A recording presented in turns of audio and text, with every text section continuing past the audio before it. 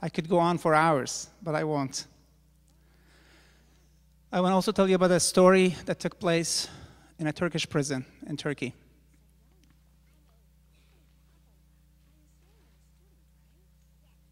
It was shared with me by this man, Mehdi Zana.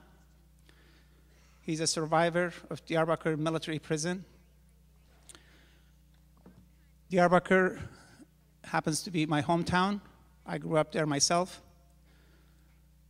In late 70s, when I was in my teens, he wanted to become the mayor of the largest Kurdish city in the Middle East, in Turkey. He dared to speak the Kurdish language, and it was a revolutionary act because it was banned. The Kurdish language could put you, speaking Kurdish language could put you in jail. But the people voted for him, and he became the mayor in 1977. On September 12, 1980, there was a military coup in Turkey. He was arrested and horribly tortured in prison. You don't need to take my word for it. You could order this book on Amazon.com and read the stories for yourself. In 2 years that he was kept in that prison, and then he was sent to another prison, he witnessed the death of 58 Kurdish inmates from torture. But 8 months after he was tortured and kept in custody, he was told that he could see his loved ones if he wanted to. He could have visitors. Something about the Kurdish culture, the importance of mother.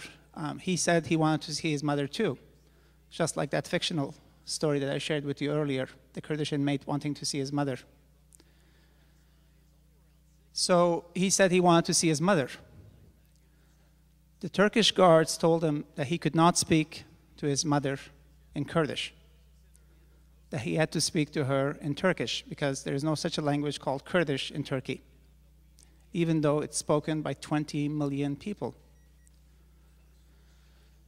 Mehdi Zana knew that his mother didn't speak Turkish, and he didn't want to disrespect his mother, speak to her in a language that she didn't understand. And he desperately wanted to see his mother too. So he stood before the iron bars that separated him from his mother, with one Turkish guard to his right and another one to his left, with batons in their hands. And his mother came in, and he couldn't speak. And his mother screamed, "My God, they've beaten my son into muteness and deafness."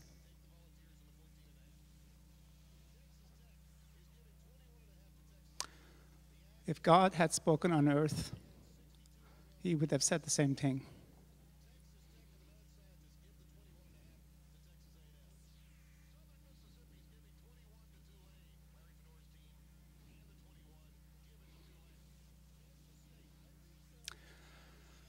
The last story that I want to share with you comes from a Kurdish girl.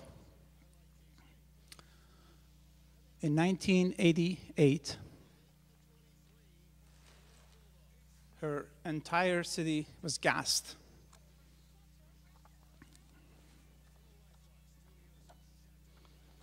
I mean, people literally dropped dead on their front porches or wherever they were.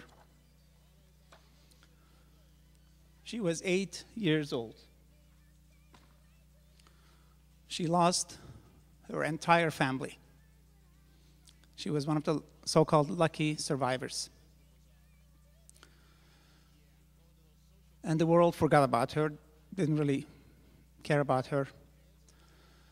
But then something horrible happened here on 9/11,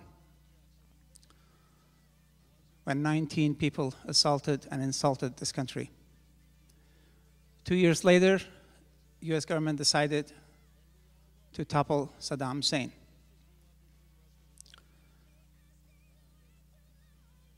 in winter and early spring of 2003, a lot of American journalists managed to go to the Kurdish areas of Iraq, and they wanted to talk to the survivors of chemical weapons, people who had survived the chemical gases attacks.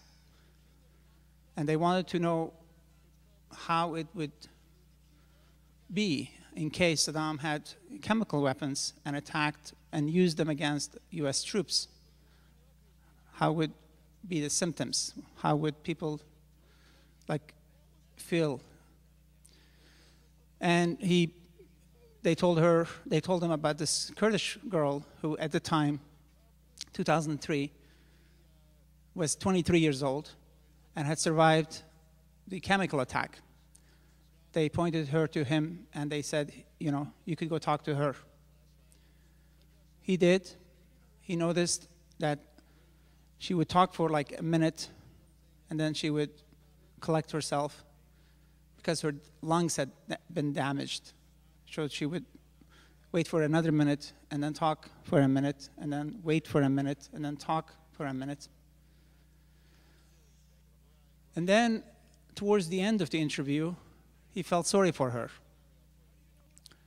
He as a human being, he wanted to ask her, he asked her, if you had a wish, any wish, what would you wish in life? What would you want in life?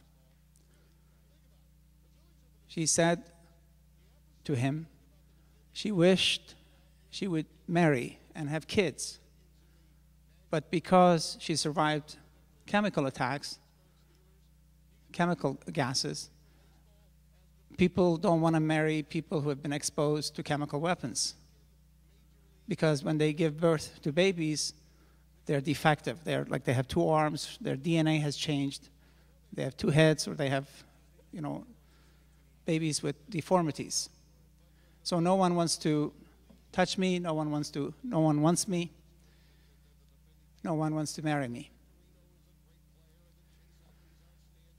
I shared the story with you partly because I think it kind of sums up the story of the Kurds as a whole.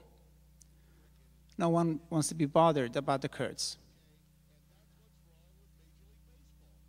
No one really wants to make space for them.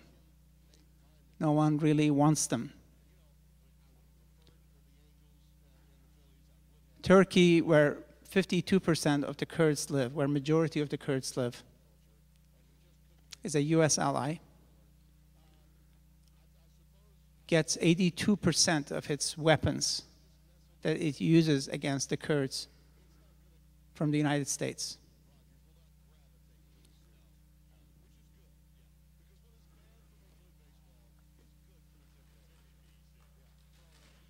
I brought you a replica of an F-16 fighter plane. Turkey has about 340 of these. This plane destroyed the village that I grew up in. Today, it doesn't exist on the map. When I was growing up, it had 23 homes. It was a community. It had laughter. It had pain. It had weddings. It had funerals.